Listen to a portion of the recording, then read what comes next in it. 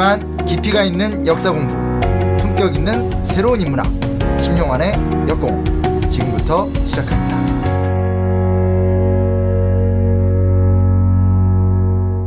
매주 수요일 심용환 작가님 모시고 네. 시사와 역사를 버무려서 얘기하는 시간인데요. 두 번째 시간입니다. 네, 반응이 괜찮아요. 지난 시간에 위안부 협상에 대해서 첫 포문을 열었는데요. 역시나 역사 문제는 항상 뜨겁게 쟁점이 부딪히게 마련이더라고요. 네. 의견이 많이 올라오셨습니다. 심용환 작가님이 네. 지금은 이제 크로아티아에 방송 촬영이 있어서 가 계시거든요. 네. 근데 의욕이 굉장히 넘치세요. 넘치시. 네, 그래서 잘 한번 제대로 프로그램을 만들어 보자. 이런 의욕에 불타고 있어가지고 저희 아주 신나게 준비를 막 하고 있거든요. 듣기 편하신 얘기만 하진 않습니다만 네. 들어보시면 역사가 그렇듯이 항상 해석의 문제가 각각의 입장들이 있는 거고 서로 간의 상황들이 있기 때문에 때로는 불편한 논지가 나올 수도 있습니다. 하지만 그것도 일종의 역사로서의 어떤 그 컨텐츠가 당연히 가야 하는 어떤 불가피한 사정이라고 생각하죠. 네. 네. 저희가 있는 사실을 왜곡하거나 일부러 축소하거나 저희가 정해놓은 결론으로 맞추기 위해서 가거나 이런 거는 안 할 거거든요. 저희는 그런 소양도 없고 별로 그럴 생각이 없습니다. 소양이 있어도 안 할 겁니다. 네. 그러니까 저희가 팩트 위주로 최대한 찾아서 차근차근 저희 이해 폭을 한번 넓혀보자라는 게 이번 그 역사를 하는 취지니까요. 그렇죠. 올 1년 동안은 아무튼 열심히 방송을 할 거니까 네. 재밌게 좀 들어주시면 좋겠고요. 이번 주에는 1987 장안의 화제가 됐던 영화 그 1987에 연관되었던 전두환 시대를 집중적으로 좀 이야기를 해보면 어떨까 싶습니다. 하여튼 재밌게 들어주시고 네. 저희가 심용환 작가님이 책을 5권 내셨는데 네. 주구장창 책 얘기를 할 거예요. 그건 사전에 양해를 구하고 갑니다. 미리 말씀드리지만 저희가 이제 출연료를 많이 드릴 수 없는 상황이라 네. 이 부분은 감안해 주셔라. 아니, 그리고 마음에 드시면 네. 그리고 또 이거 괜찮다 하는 내용이 있으면 네. 사실 그냥 듣고 한번 지나가는 거는 크게 많이 남지 않거든요. 네. 근데 결국 남으려면 긴 책을 보고 또 그걸 정리해가지고 다른 사람하고 이야기해보고 네. 이래야 사실은 머리에 남는 거라서 그런 취지에서 저희가 계속 얘기할 거니까 네. 그거에 대해서는 책 얘기 좀 그만해라 이런 얘기 하셔도 할 거예요. 도서관에서 빌려보셔도 괜찮습니다. 네. 그러면 저희는 심용환 작가님 모시고 1987과 전두환 시대에 대해서 한번 짧게 이야기를 한번 나눠볼 건데 기대해 주십시오. 네, 심용환 작가님 모셨습니다. 어서 오세요. 네, 안녕하세요. 단박이 한국사의 저자 심용환입니다.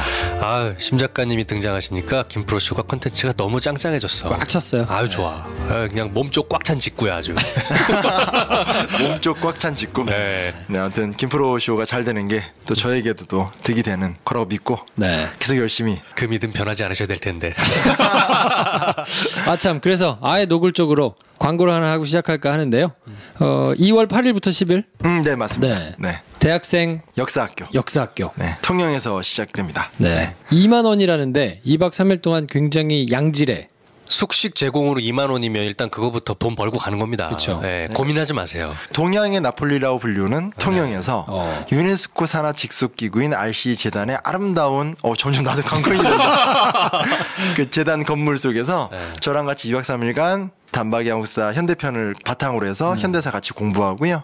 그리고 통영 투어도 같이 하고 또 대학생들끼리 교류도 나눠보는 이게 사실은 옛날에는 이런 게 흔했어요. 그러니까 무슨 얘기냐면 학생들끼리 모여서 공부하고 이런 게 흔했는데 솔직히 말하지만 지금은 대학생들 모아서 뭐 하는 게 되게 힘들어요. 아, 그래요? 왜냐면 너무 바쁘고 너무 여유가 지쳐있고. 없어. 네. 하긴 네. 또 취업해야 되고 막 이러니까. 그러니까요. 그래서 그런 부분에서 사실은 쉽지 않은 프로젝트인데 작년에 한번 그 재단하고 제가 해보자. 이거 의미 있지 않냐. 그래서 작년엔 반응이 어땠어요? 작년에도 괜찮았어요. 그래서 작년에 성공했고 그래서 이제 중간에 한번 더 할까 하다가 이제 서로 바빠서 못 하다가 그래도 해마다 한 번씩 무조건 하자라고 의견이 모여서 이번에 또 두 번째 시작하게 되고 매해 하긴 할 건데 작년에 했던 친구들도 또 꽤 와요. 오는데 예, 오면서 또 같이 어울리고 하는 시간인데 좀 이렇게 교수님 없이 이렇게 자유롭게 또 자기들이 갖고 있는 문제의식도 또 치열하게 또 이렇게 어디됐건 옛날에 우리보단 또 좋은 환경에 있는 게 좋잖아요. 통영이라는 독특한 어떤 그런 공간에서 문화도 좀 즐기고 이런 걸로 좀 마련한 거여서요. 야. 통영 정말 아름다워요. 이 날씨쯤에 가는 게 저는 봄에 가는 것보다 더 좋더라고요. 그리고 유네스코 교육도 시켜줘요. 그러니까 유네스코가 어떤 식으로 지속 가능한 것을 지향하는지에 대해서 전문 강사가 교육도 시켜줘서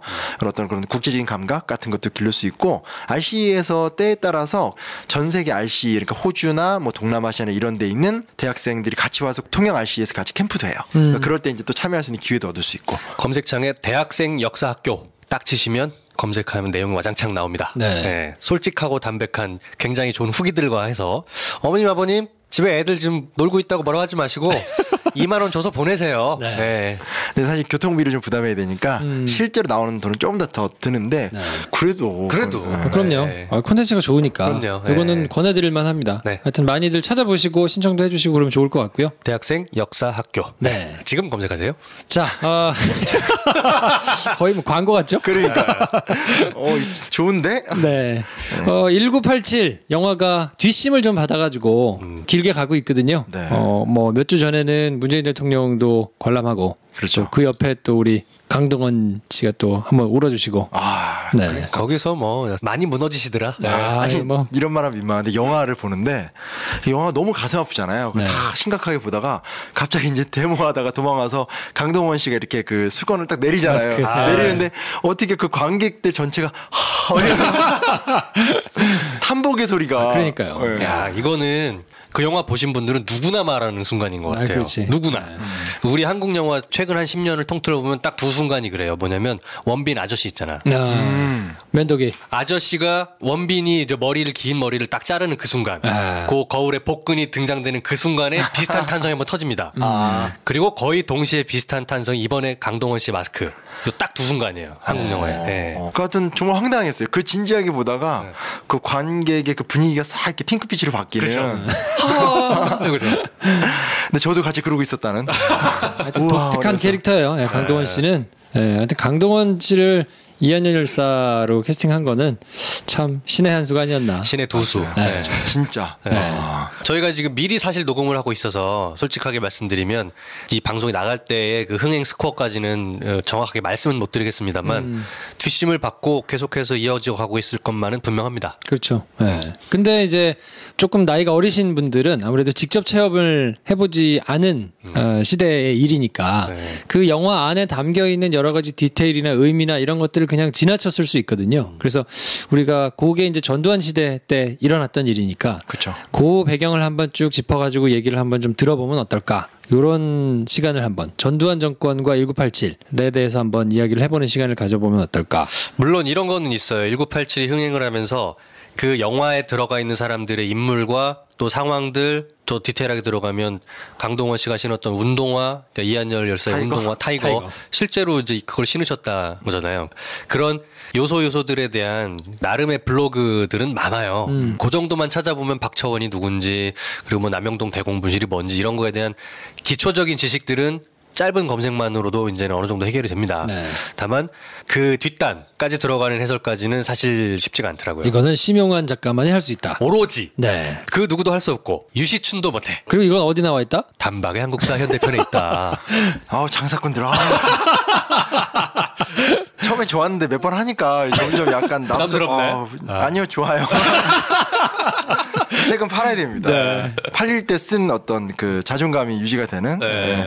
특히 뭐 아무튼 그렇습니다. 예. 네. 맞습니다. 그래서 저희 세대만 해도 사실 저도 이게 초등학교 때 얘기예요. 그러니까 네. 저는 그냥 어린 시절에 막 그 최루탄 대학생 데모. 그래서 어린 나이에는 대학생들은 데모하나 보다. 그러니까 문제의식은 없고 현상만 인식했는데 근데 어느 날 갑자기 조용해요. 조용하더니 아버지가 저를 갖고 가더니 쉬는 날인데 투표하러, 그러니까 그게 이제 뭐냐면 6월 항쟁 이후에 개헌하는 선거예요. 그래서 저를 데려가서 제가 다니던 초등학교, 국민학교죠. 그 앞에서 잠깐 기다려 하더니 딱 나갔다 투표하고 오시더니 저한테 이제 세상이 바뀔 거야. 네, 아버지 고순간만 멋있었어요.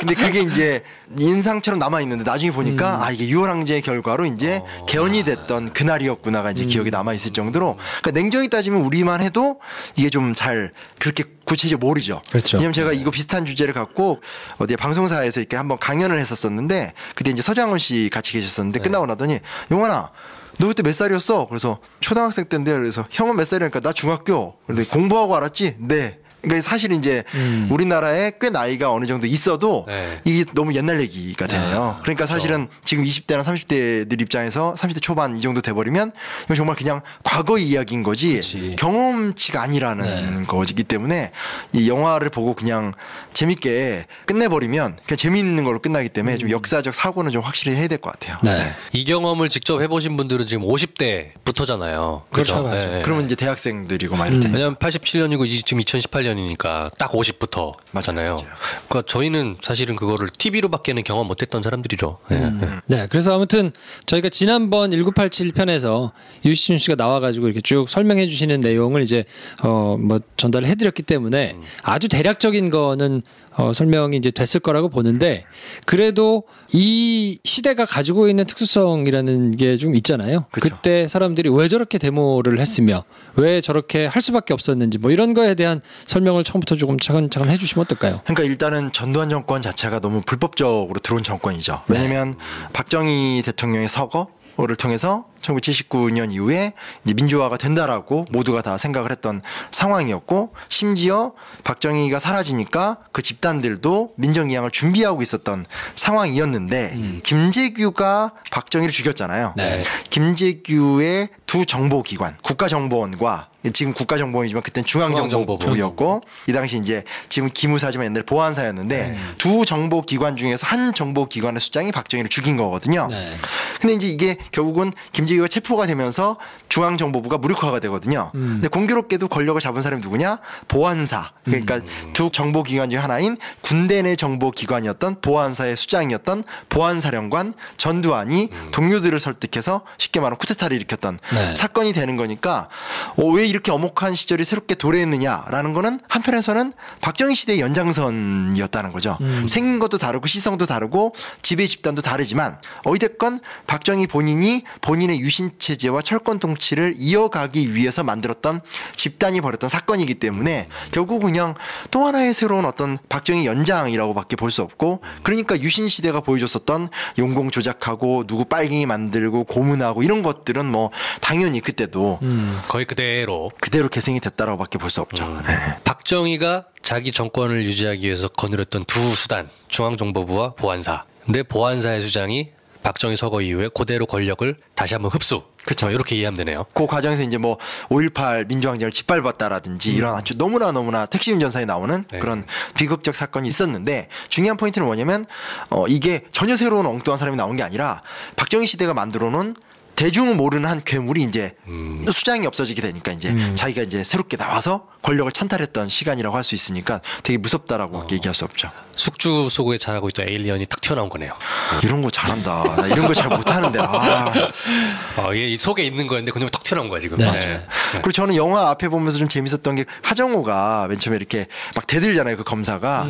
이게 우리가 그걸 좀 바라봐야 될 재밌는 측면이 뭐냐면 쉽게 말하면 검찰이잖아요. 그러니까 저는 그런 게 있는 것 같아요. 조직 논리라는 건데 이게 검찰이라는 집단이 되게 정의로워서 맞싸웠다라고 말할 수는 없는 것 같아요. 그러니까 왜냐면 우리나라가 실제로 이 뭐라고 해야 되나 해방 때부터 시작해서 이제 검찰 그리고 사법부의 수뇌부들 중에 상당수가 친일 혐의를 가졌던 사람들이 그대로 자리에 남게 되거든요. 그래서 반민특위 같은 친일파 처리 같은 문제들도 안 되는 게 친일파 처리로 이렇게 임명된 판사들이 사실은 친일 혐의를 갖고 있는 사람들이니까 이걸 막 거부하는 현상들도 되게 많이 나타나게 되고, 그다음에 60년대 70년대 때 그 독재를 다 경험했던 사람들이니까 이 집단이 결코 이렇게 클리어하고 저항주의 그럴 수가 없어요. 그래서 제가 단박에 현대편에다 뭐라고 써놨냐면 우리나라 초대 대법원장이 김병로 선생인데, 가인 김병로 선생. 그렇죠. 김병로 선생은 독립운동가죠. 네. 근데 김병로 선생을 제외하고 사법부의 수장들을 보면 친일 혐의가 없는 사람이 없어요. 그래서 제가 거기다 뭐라고 써놨냐면 차라리 김병로 선생이 친일파에 포위당했다라고 하는 것이 적합할지도 모릅니다. 이렇게 말을 써놓을 정도로 그랬는데, 그럼에도 불구하고 어느 순간에 막 영화에 보면 좀 대드는 장면이 나오는 게 뭐냐면 우리 검찰이나 검사가 왜 경찰의 이런 죄를 닦아줘야 돼 뭐 이런 태도잖아요. 그러니까 진정한 선은 아니더라도 어떤 한 집단과 두 집단이 클리어하게 경쟁을 하고 있으면 자기 집단의 어떤 그런 권위를 유지하기 위해서라도 도덕적이 되는 경향이 있는 것 같아요. 그런 측면은 좀 영화에서는 좀 인상적이었던 것 같아요. 네. 그리고 이제 그 부분은 보면서 실제로 검찰 조직을 경험했던 사람들은 조금 다르게 봤을 텐데 그러니까 공감을 많이 하셨을 거예요. 왜냐하면 그때만 하더라도 실제로 검사들을 초임 검사도 그냥 검사는 3급이니까 굉장히 높게 시작하거든요. 그렇죠. 초임 검사도 무조건 영감님이라고 부르면서 구신급신 할 때예요. 그래서 실제로 영화에도 영감님 뭐 하면서 이제 하는 게 나오는데 그 영감들한테 밑에 그때는 지금은 이제 분리돼 가지고 경찰에서 파견 와 가지고 검찰에 이렇게 같이 근무하고 이런 게 없는데 그때만 해도 수적으로 다 이렇게 파견 받아 가지고 부릴 때거든요. 맞아요. 근데 이 친구만 특별한 일을 하니까 대접을 받으면서 지금 자기들을 이렇게 저렇게 하는 거를 못 참았던 거예요, 사실은. 그렇죠. 그러니까 감히 경찰이 어디 우리한테 지금 이래라 저래라 그러니까 하면서 대드니까 그 검사장도 그거는 인정을 해주는 거지. 그치. 네. 근데 그게 정권을 다 뒤집는 건 아니지만 우연히 균열이 일어나기 시작하게 되는. 그러니까 원래 영감 대감이 조선시대 때 고위 관료들을 부르는 애칭들이거든요. 네. 그게 이제 그대로 이제 내려와서 됐기 때문에 사실 이게 좋은 모습은 아닌 거죠. 어떤 민주국가의 사법부에 일하는 사람들을 갖다 영감 대감이라 부른다는 것은 조선시대 왕조 때 관료들을 부르는 것과 똑같은 거기 때문에 굉장히 특권의식이기 때문에 마냥 좋은 모습은 아니죠. 아무튼 그래서 그게 뭐 부당거래니 뭐 이런 영화까지도 나와요. 근데 지금은 이제 뭐 그렇게 대놓고 쓰지는 않는데 하여튼 그런 분위기에서 굉장히 부분 역할을 했던 사람들이 이렇게 사건들이 잘 맞물리면서 큰 일이 이렇게 벌어진 거라 그런 말씀도 하시더라고요. 그 시대에 박종철이 박종철만 있었던 게 아니고 너무 많은 사람들이 이미 있었기 때문에 그것으로 이렇게 촉발돼서 나온 것이다라고 얘기를 하는 사람들이 많더라고요. 갑자기 책 얘기를 할 수 있는 기회가 오네요. 단방향하고 현대편에 네. 인권유린 부분이 참 자세하게 서술이 잘 돼 있어요. 네. 좋은 책이에요. 어느 분이 쓰셨는지 모르겠지만 참 보석 같은 책이야. 내가 뭐래도 안 된다. 이 정도는 해야지. 레벨이 다르다. 그래, 보석, 네. 기뻐요. 80년대 때 또 했던 것 중에 하나가 뭐냐면 그 제1교포들. 일본에서 사는 사람들은, 그러니까 우리가 보기엔 일본이 굉장히 어떤 문제가 많지만 또 일본이란 나라가 현재도 가보면 일본 공산당 있는 나라거든요. 그러니까 광범위한 형태의 어떤 일본이 독재 국가가 된 적은 없거든요. 그냥 보수적인 사회였지. 그러다 보니까 일본에 있는 제1교포들의 마인드가 되게 이렇게 막 프리한 거예요. 되게 넓고 뭐 사상적으로는 막 마르크스도 좋아하고 공산주의도 지향하고, 그러니까 민주사회에 살면서 그냥 좀 더 진보적이라고 자기는 느끼는 건데 그 마인드로 우리나라에 유학을 온 거예요. 서울대 뭐 이런 데로 유학 갔는데 어떤 경찰이나 그 당시 이제 안전기획부로 바뀌잖아요. 이런 입장에선 이거 먹기 좋은 거죠. 왜냐면 일본에서 와서 한국 형편 잘 모르고 근데 뭐 마르크스도 좋아해, 개방적이야.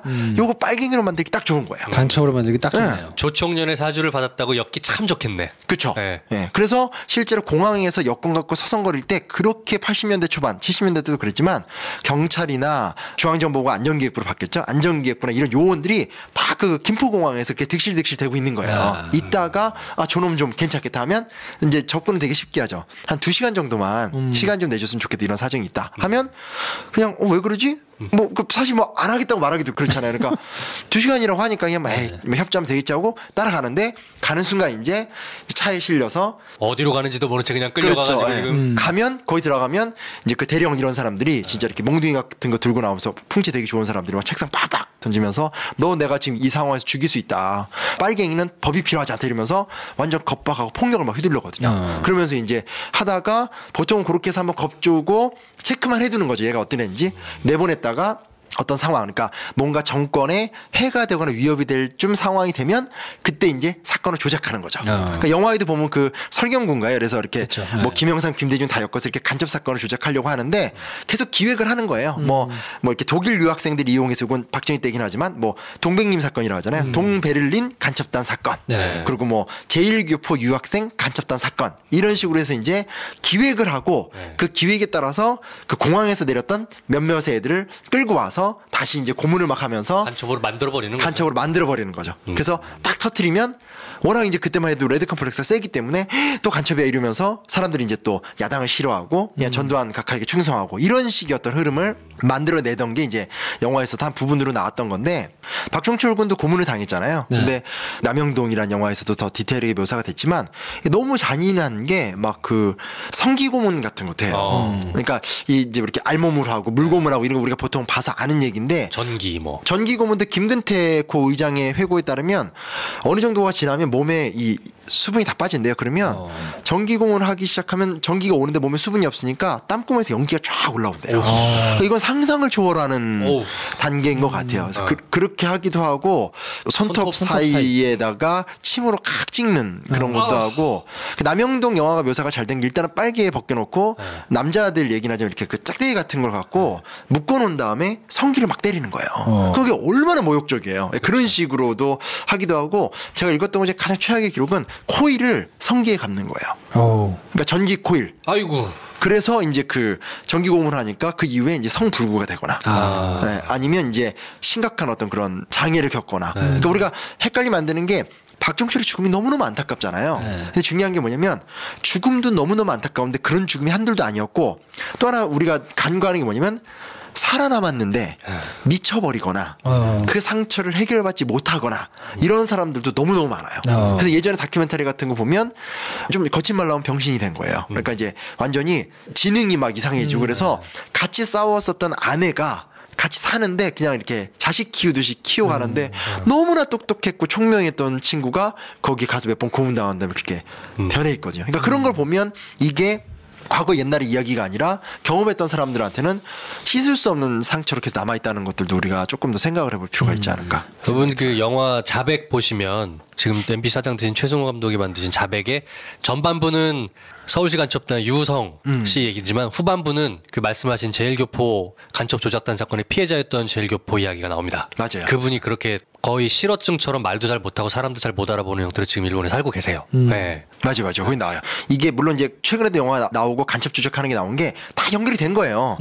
1940년대 때 미국에서 간첩을 잡고 싶어서 시작했던 기술로 우리나라에 특무대가 만들어지기 시작했고 그 특무대가 나중에 군대 내 보안사랑 중앙정보부로 가고 걔네들이 계속 그런 식으로 용공 조작하는 형태를 통해서 안보 정세를 유지해오면서 왔기 때문에 그래요? 네, 그게 이제 하루 이틀 된 게 아니라 몇십 년이 된 관행이 되니까 최근에도 이제 그 이명박 박근혜 정권 때도 유사 사건들이 나타나는 거죠. 다만 대상이 바뀌는 거죠. 옛날에 이제 뭐 제일교포라든지 뭐 어부가 이렇게 그 물고기 낚다가 바다로 가면 어디까지인가 휴전선이 없잖아요. 그러니까 하다가 보니까 실수로 이렇게 넘어갔다가 잡혀오거나 이런 사람은 이제 빨갱이로 만들어 버리거나 했다라면 최근에는 탈북자 같은 사람들을 그렇게 만들어버리는 제일 약한 고리인 사람들을 치는 거잖아요. 네. 그렇죠. 그러니까 그런 못된 관행이 계속 남아있다고 볼 수 있는 거죠. 네. 지난 9년 동안에 사라졌다고 생각했던 것들이 너무 부활해가지고 말도 안 되게 진행된 것들이 많아가지고 참 어떻게 지냈나 싶을 생각이 드는데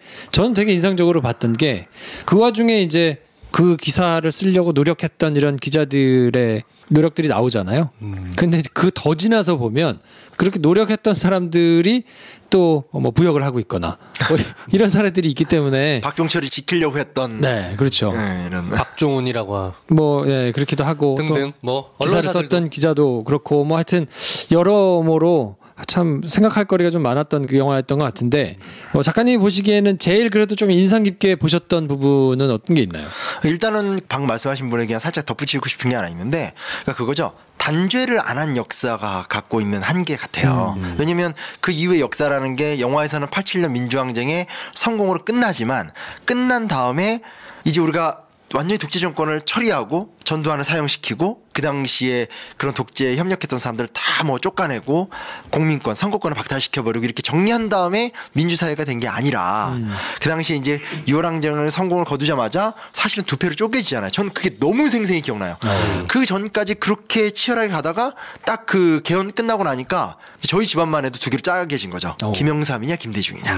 쫙 짜개져서 세 페이지 크게 말하면 이렇게 김영삼파와 김대중파와 하나가 되자라는 파. 근데 결국 이제 하나가 안 되니까 두 개로 쪼개지고 그 결과적으로 해서 결국은 전두환하고 똑같이 함께 쿠데타를 했었던 노태우가 대통령이 되잖아요. 네. 그리고 나중에 결국은 김영삼과 김대중이 화해가 안 되니까 김영삼이 3당 합당이라고 그래서 노태우와 함께 본인이 40년간 싸웠던 박정희 집단인 김종필과 그리고 전두환 집단이었던 노태우랑 연합을 해서 3당 합당을 만들어서 대통령이 돼버리고 그가 개혁을 하고 그 다음에 또 김대중 대통령도 솔직히 말해서 DJP 연합이라고 그 김영삼한테 밀려났었던 구유신 잔당인 김종필과 연합을 해서 들어가서 뭐 이한동 국무총리 그 옛날에 다 민정당 그 전두환 쪽에 있었던 사람들을 국무총리나 국정원장 시키면서 권력을 운영했거든요. 그러니까 당연히 전두환이나 노태우 같은 사람들은 재판 사형 선고를 받아도 1년 만에 나오고 수계가 1년 만에 나오니 그 밑에 있었던 수많은 부역자들 같은 경우는 그건 뭐 처리가 됐을 리가 없잖아요. 그렇죠. 그러니까 그걸 보면서 세월이 지나면서 느끼는 거지. 아, 이게 정의롭게 살아봤자 필요 없구나. 왜냐면 제가 단방향에서 현대편에도 써놨는데 이한동이라는 사람이 이제 그런 것과 이제 얽혀져 있으니까 지금 이제 제주도 지사하고 계신 원희룡 그 당시 국회의원이 이제 그 이한동이 검사 시절에 졌던 어떤 인권 유린을 기억하냐 하니까 똑같아요. 기억이 안 난다. 확인할 수 없다. 유감이다. 그 마지막에 뭔지 알아요? 재발 방지를 자기가 맡겠다. 당신이 맡으면 어떻게 당신이 한 일을 뭐라고 하는데. 그러니까 네. 항상 나오는 게 기억이 안 난다. 네. 유감이다. 그리고 앞으로는 이런 일이 안 생기겠다. 그러면서 정권이 두 번이나 바뀌고 정권 교체가 됐는데도 김대중 대통령 때도 그런 사람이 국무총리를 하거나 국정원장 같은 걸 하니 그런 걸 보는 세대들이 제일 처음에 정의롭게 살다가 변절 될 수밖에 없는 부분이 분명히 있었던 거죠. 그러니까 저는 영화 1987을 그냥 감상으로 끝나버리면 그건 전형적인 국뽕 영화인 거죠. 네. 야, 우리가 이렇게 고생해서 민주국가가 됐어. 근데 그게 아니잖아요. 거기 나왔던 수많은 사람들이 변절과 타락의 과정을 거쳤다는 거를 생각해 본다면 우리가 해결해야 될 과제들은 너무 많다라는 생각이 좀 들어요. 네. 그게 참 한국 현대사는 보면 볼수록 정말 복잡하기도 하지만 제가 만약 한국 사람이 아닌 사람의 제3의 입장에서 한국 사람을 보면 정말 흥미진진할 것 같아요. 야, 인간사가 이렇기도 하구나.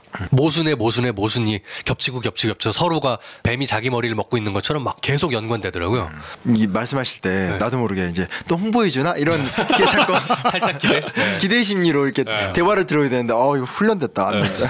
근데 이게 진짜로 해결하기가 너무너무 어려운 문제인다. 이거 어떻게 하냐. 더구나 우리가 이제 40대잖아요. 사회의 주류가 되고 해결해야 되는 입장이 되다 보니까 이걸 어떻게 생각하고 어떻게 바로 잡아가야 되나 어려운 문제다라는 생각이 많이 들었어요. 맞아요. 네. 그래서 영화에서 아까 인상적인 말씀하셨는데 저는 인상적인 게 두 개였는데 하나는 유해진 네. 이제 그게 민주교도관 이렇게 불리던 사람들이거든요. 네. 그러니까 교도소에서 간수인데 이제 마음을 연 거죠. 그래서 이제 한 분이 아니에요. 되게 많아요. 그래서 정보 이렇게 다 주고 했던 사람들이고 그것 때문에 잘린 사람도 있고 막 한데 저는 그분의 활동보다도 그분이 이제 형님인가 그러니까 그 여자 주인공의 아빠가 돌아가셨잖아요. 네. 이제 그 얘기하면서 노동운동 얘기를 하잖아요. 그러니까 우리가 간과하고 있는 게 뭐냐면 6월 항쟁이 딱 끝나자마자 7월 8월에 노동자 대투쟁이 시작이 됐거든요. 그러니까 하나만 우리는 기억하는 거죠. 우리가 이렇게 해서 독재를 무너뜨려서 자유민주주의 국가가 됐어. 짜잔. 하지만 실제로는 6월 항쟁 이후에 많은 노동자들이 들고 일어나서 막 현대중공업 이런 데서 들고 일어나서 우리 노동자의 처우를 개선해줘 막 요구를 했는데 그건 정말 처참하게 실패했거든요. 그리고 지금은 사실은 그렇게 했던 어떤 대기업을 근거로 한 노동운동도 뭐 민주노총이나 이런 것도 많은 부분에서 한계나 위기에 봉착해 있고 또 반대편에서는 비정규직이라는 전혀 새로운 직종의 문제가 산적해 있기 때문에 과연 지금 우리가 자유민주주의 체제를 이뤄냈다. 사실 이게 약간 그 박근혜 체제를 무너뜨렸다라는 어떤 약간 그 데자뷰? 약간 이런 것도 좀 있잖아요. 근데 그렇게 만족을 하기에는 영화에서 슬쩍 넘어가지만 저는 정말 그 유해진이 그 김태리인가 그 여자 배우랑 대화하는 그 씬이 저는 되게 잊혀지지가 않아요. 자유민주주의라는 정치 제도는 확보했는지 모르지만 그에 비해서 노동 문제라는 것은 여전히 우리는 위기 속에 몰려 있다라는 것을 영화에서 되게 잘 만들어서 제시하고 있지 않나라는 생각을 해봅니다. 네. 한 단계 더 가면 저희가 지난 위안부 문제 때 얘기했던 것처럼 보편 인권에 대한 부분도 여전히 시작도 못했다. 앞으로 나아갈 부분이 훨씬 많이 남았다라는 생각이 드네요. 그렇죠. 저도 이제 또 하나 인상적이었던 게 마지막 장면에 저 깜짝 놀랐어요. 그 문익환 목사님 나오잖아요. 네. 아마 문익환 목사님을 아는 사람도 갈릴 거예요. 네, 젊은 친구들한테는. 왜냐면 물어보니까 애들이 왜 할아버지가 마지막에 나오세요? 막 이러는 애들이 많아요. 모르지. 몰라요. 그리고 네. 열사 이런 단어도 그게 이제 그때 얼마나 치열하게 쓰인 단어인지를 모르더라고요. 네. 근데 마지막에 보면 막 박종철 열사요, 이한열 열사요 하면서 문익환 목사님 잠깐 나오고 영화 끝나잖아요. 근데 어쨌든 문익환 목사님 하면 이제 그 6월 항쟁 이후에 진정한 어떤 민주주의 완성은 통일이다라고 하면서 숱한 반대 속에도 불구하고 1989년인가 아마 그럴 거예요. 그때 이제 방북을 해서 김일성을 만나고 왔잖아요. 근데 그때 난리 났었잖아요. 저는 진짜 솔직히 말해서 그때는 저런 빨갱이 뭐 이런 거 있잖아요. 막 너무 무섭고 왜 저길 가? 그러면서 방송에서 그 김일성을 만나는 장면이 너무 충격적이었어요. 그래서 그걸 객관적으로 바라볼 여력이 없었죠. 어리니까. 그렇죠. 근데 나중에 보면 이 사람이 이런 의도 때문에 갔구나가 이루어지게 되는데 최근에 또 이제 남북관계 문제가 지금 굉장히 큰 화두잖아요. 그런 부분에서는 또 그 부분도 하나의 좀 중요한 화두를 던져주고 있지 않나라는 좀 생각도 해보게 되고요. 네.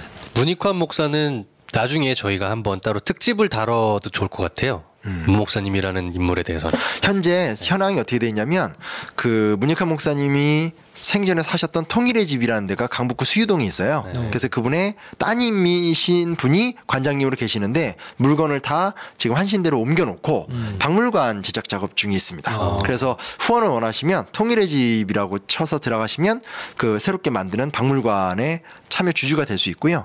흥미로운 건 문익환 목사님의 조카분이 이한열 열사랑 친구인가 그래요.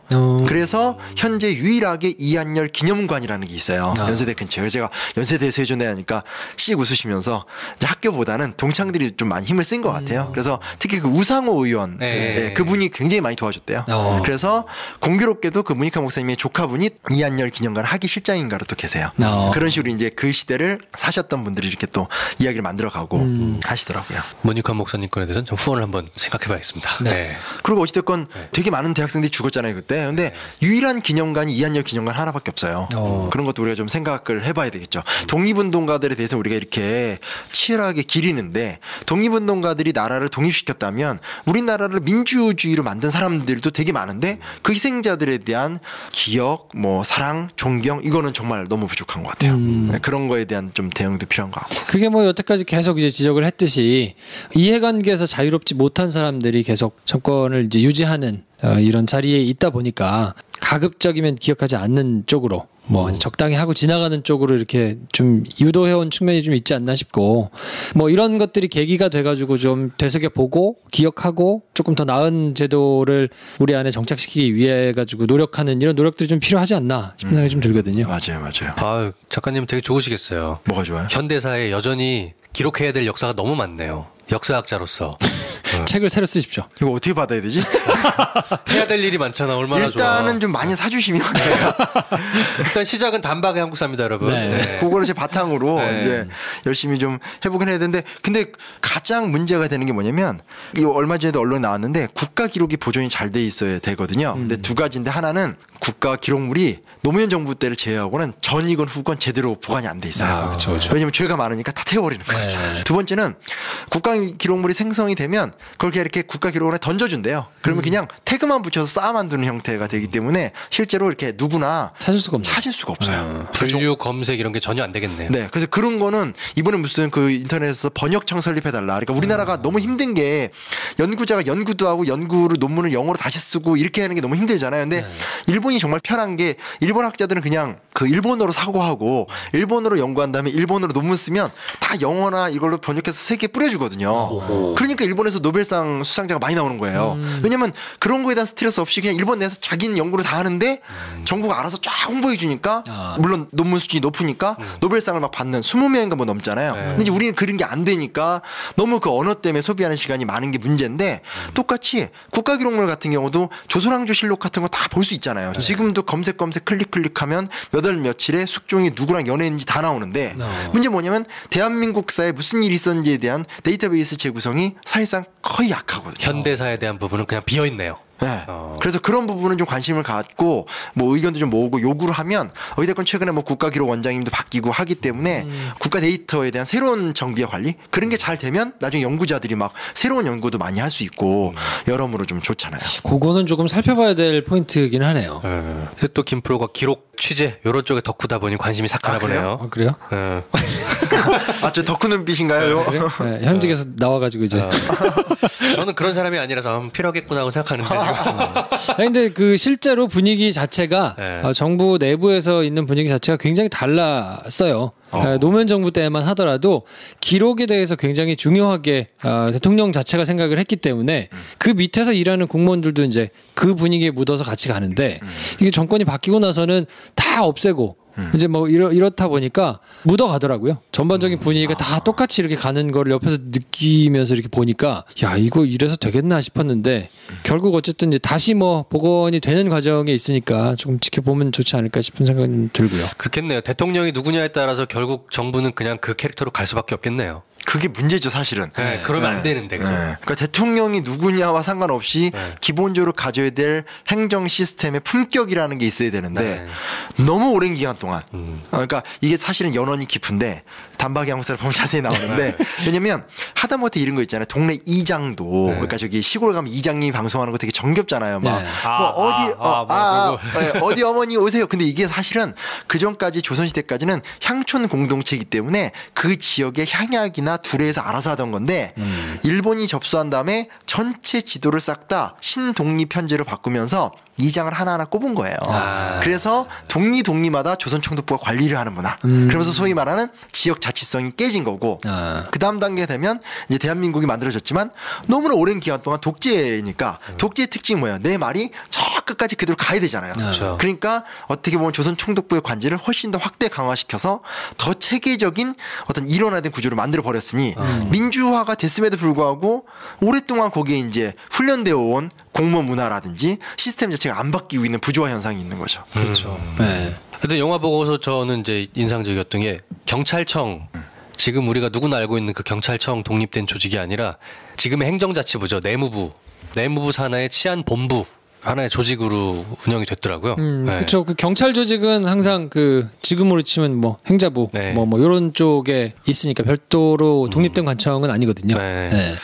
네, 아예 그냥 그 치안본부 산에 치안감이라고 해가지고 그 김윤석 씨가 보냈던 박채원 치안감이 있었던 거고 대공분실이 남영동에 하나만 있었던 게 아니라고 하더라고요. 아니요. 엄청 많아요. 전국에 40몇 개가 있다가 엄청 많아요. 그리고 그걸 정확하게 다 확인할 수도 없고 엄청 많고 그게 우리는 맨날 뭐 보안사나 국정원만 얘기하지만 중앙정보부만 얘기하지만 경찰 밑에도 정보조직 한두 개도 아니고 왜냐면 여러 개를 두는 게 경쟁을 시키면 성과를 낼 수 있잖아요. 그러니까 각종 인권 유린이 곳곳에서 일어나게 됐던 거고 경찰 쪽에서 들으면 기분이 나쁜 얘기긴 한데 어찌됐건 대한민국 경찰사를 얘기하면 이게 또 해방초로 갈 수밖에 없고 해방초에 가면 경찰 조직이 갖고 있는 가장 큰 특징은 상부 조직의 친일화가 문제가 아니라 하부 조직의 친일화가 문제예요. 그러니까 다른 조직들 검찰이나 사법부나 내무관료 쪽은 상부 구조가 친일인 거예요. 그렇죠. 근데 이제 경찰 쪽은 하부 구조가 친일인 거예요. 생활 밀착형 친일이군요. 왜냐하면 막판에 전쟁을 하고 막 위안부 동원하고 이러니까 점점점 경찰이 필요하고 얘네가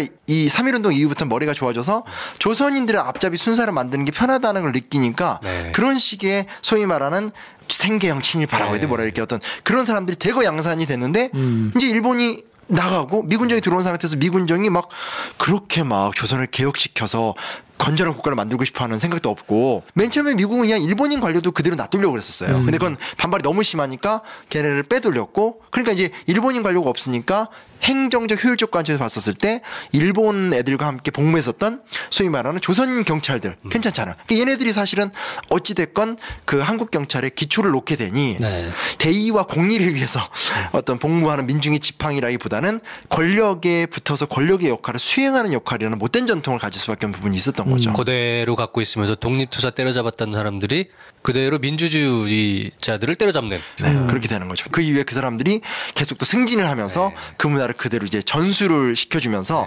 뭐 솔직히 말해서 80년대 때 경찰 이런 사람들이 친일파는 아닐 거 아니에요. 근데 이제 문제 뭐냐면 친일 경찰들이 하던 수사 관행, 수사 문화 이런 게 이제 그대로 계승이 무비판적으로 되면서 이게 경찰은 이렇게 하는 거구나라고 당연하게 되는 거죠. 근데 사실은 이런 거 있잖아요. 우리가 뭐 영화 공공의 적이나 뭐 그런 영화들 보면 막 경찰이 이 아이 짜시 하면서 깡패 막 탁 때리고 막 조지고 법 필요 없어 하면서 막판에 막 강철중이 가서 막 주먹을 해결하고 이거 자체가 사실은 꼭 비단 경찰만 공격할 수 없는 게 우리 문화 자체가 법을 신뢰하지 않고 뭘 하려면 그냥 부셔 이렇게 되는 거에 대한 어떤 의식도 좀 강한 거죠. 기본적으로 법이 믿을만 하지가 않았잖아요. 그러니까 믿을만 하지가 않은 법이기 때문에 법 됐고 주먹이 빨라.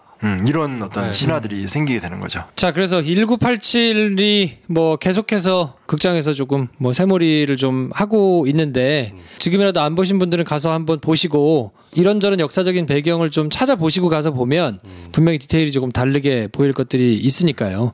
그렇게 한번 해보시면 좋을 것 같고 저희가 이 50과 관련된 내용은 사실 이렇게 끝낼 일은 아니어서 구체적으로 어떤 일들이 자세하게 있었고 뭐 그 과정에서 헌법을 어떻게 개정했고 뭐 이런 것들은 저희가 따로 챙겨드릴 시간을 가질 거거든요. 그럼요. 네. 이게 1987이고 그리고 지금이 2018이지 않습니까? 영화로 즐기고 끝나는 게 아니라 저 영화에서 얘기했던 여러 가지 문제의식 중에 2018년 우리에게 여전히 남아있는 숙제들은 뭔가, 그거를 한 번쯤 생각해보면 오늘 방송이 의미가 있는 거라고 생각합니다. 네. 네. 제가 드리고 싶은 말씀은 이게 좀 좋은 흐름 같아요. 왜냐면 변호인 같은 거 보면, 영화 변호인 같은 거 보면 주인공이 그냥 평범한 학습 동아리 하다가 끌려간 거잖아요. 근데 이게 그 인터뷰 읽어보면 안 그래요. 그러니까 그 80년대 때 학생들은 정말 혁명을 꿈꿨고 변화를 꿈꿨는데, 왜냐면 너무 미칠 것 같은 현실이잖아요. 민주화가 될 줄 알았는데 웬 이상한 낙지 같은 애가 나와가지고 광주에 있는 사람들 학살하고 하니까 낙지 같은 애 누군가 했다. 그 이제 은어예요. 맞습니다. 네네. 네. 그래서 이제 그 속에서 대학생들이 이제 급진화가 되고, 또 그 당시 이제 어떤 마르크스 레닌 같은 사상도 받으면서 되게 저항적이 됐었는데, 그동안은 워낙 지난 9년간 상황이 엄혹했으니까 항상 좀 당하고 실존주의적 투쟁 정도로 비쳤다라면, 87년 이후부터 이제 앞으로 만들어진 영화에서는 친북적이다 이런 얘기를 하는 것이 아니라 충분히 개혁적이고 도전적인 어떤 아젠다로 얘기를 해나가도 저는 좋지 않을까. 네. 시대가 바뀌었기 때문에 그렇게 영화인들에게 제안을 하면서 저도 좀 불러주세요. 뭐에다 써야 될지 모르겠는데 뭔 소리야 이게. 네, 알겠습니다. 자, 그래서 이번 시간은 저희가 영화 1987과 전두환을 정리를 좀 해드렸고, 다음 시간은 저희가 최근에 뜨거운 화두로 계속 언급이 되고 있는, 아마 올 상반기 최고의 화두가 되겠죠. 그리고 또 돼야 하고요. 네. 그냥 적당히 지나가고 싶은 분들이 지금 많은 것 같은데, 네. 개헌에 대해서 개헌은 근데 1시간 해가지고 그냥 다루기는 좀 그래서요. 이거는 상하로 나눠가지고 2시간에 걸쳐서 저희가 좀 개헌과 관련해서 정리를 해드리는 시간을 갖도록 하겠습니다. 네. 자, 그러면 저희는 다음 주에 개헌 관련된 주제로 다시 찾아뵙고요. 오늘은 이 정도에서 정리하겠습니다. 다음 시간에 뵙겠습니다. 감사합니다.